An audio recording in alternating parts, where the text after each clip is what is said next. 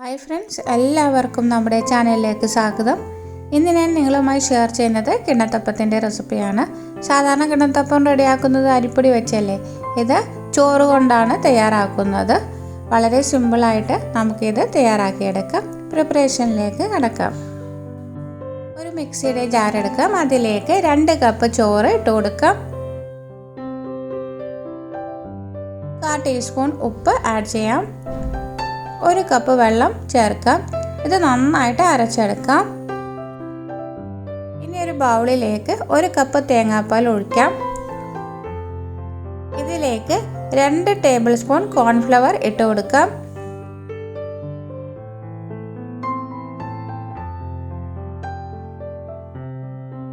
ഇത് നന്നായിട്ട് മിക്സ് ചെയ്യാം. തീരെ കട്ടയില്ലാതെ യോജിപ്പിച്ചെടുക്കാം.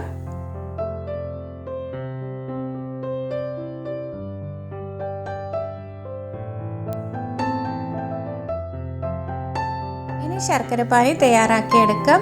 ഇതിനു വേണ്ടിയിട്ട് 1/2 കപ്പ് വെള്ളം ഒഴിച്ചു കൊടുക്കാം. ഇതിലേക്ക് 250 ഗ്രാം ശർക്കര ഇട്ട് കൊടുക്കാം. 3 ആണി.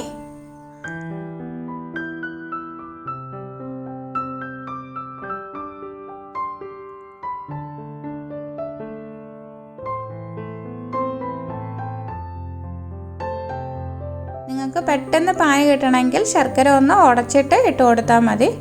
ഇപ്പോൾ ഇവിടെ പാനി റെഡി ആയിട്ടുണ്ട്.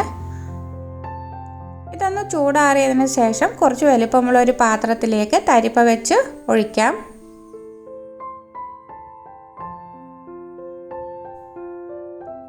ഇനി നേരത്തെ അരച്ചെടുത്ത ചോറ് ഇതിലേക്ക് ഒഴിച്ചു കൊടുക്കാം. സ്റ്റവ് കത്തിക്കുന്നതിന് മുമ്പാണ് കേട്ടോ ഇതൊക്കെ ചെയ്യുന്നത്. ഇനി ഇത് നന്നായിട്ടൊന്ന് മിക്സ് ചെയ്തെടുക്കാം.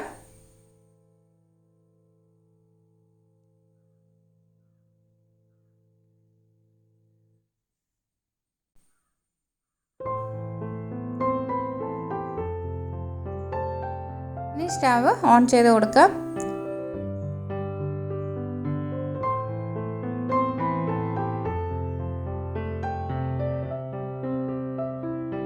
ഇതിലേക്ക് 1 ടീസ്പൂൺ ഏലക്കപ്പൊടി ചേർത്ത് കൊടുക്കാം.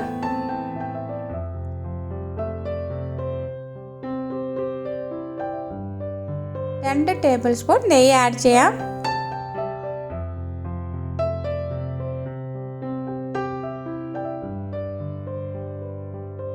ഇത് നന്നായിട്ട് മിക്സ് ചെയ്യാം.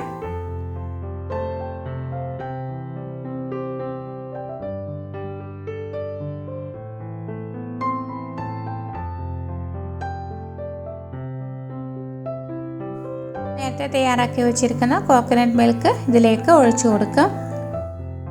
നന്നായിട്ട് യോജിപ്പിച്ചെടുക്കാം.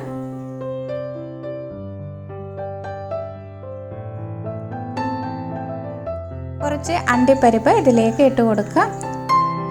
അണ്ടിപ്പരിപ്പിൻ്റെ കൂടെ നിങ്ങൾക്ക് തേങ്ങാക്കൊത്ത് ഇഷ്ടമാണെങ്കിൽ അതുകൂടി ചേർത്ത് കൊടുക്കാം. നന്നായിട്ട് യോജിപ്പിച്ചെടുക്കാം. 1 ടീസ്പൂൺ നെയ്യ് ചേർക്കാം. നന്നായിട്ട് മിക്സ് ചെയ്യാം. തീ എപ്പോഴും ഒരു മീഡിയം ടു ലോ ഫ്ലെയിമിലേക്ക് ആക്കി കൊടുക്കണം.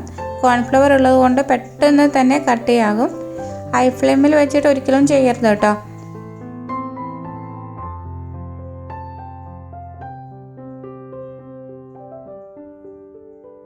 കുറച്ച് കൂടി കട്ടിയായിട്ട് വരുമ്പോൾ പിന്നീട് ഇതിലേക്ക് 1 ടീസ്പൂൺ കൂടി നെയ്യ് ചേർത്ത് കൊടുക്കാം.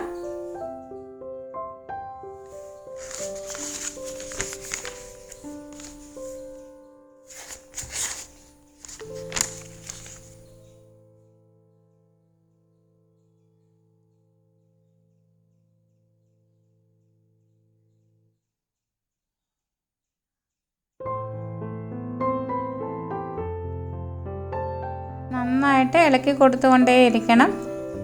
പാത്രത്തിൽ നിന്ന് വിട്ടുവരുന്ന പാകമാണ് ഇതിൻ്റെ പാകം.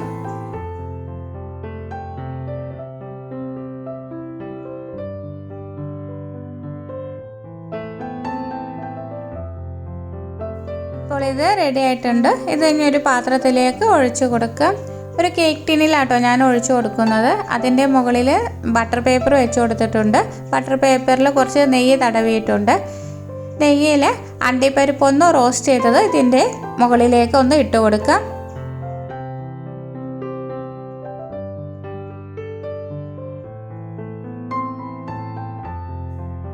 നേരത്തെ തയ്യാറാക്കി വെച്ചിരിക്കുന്ന മിക്സ്ചർ ഇതിലേക്ക് ഒഴിച്ചു കൊടുക്കാം.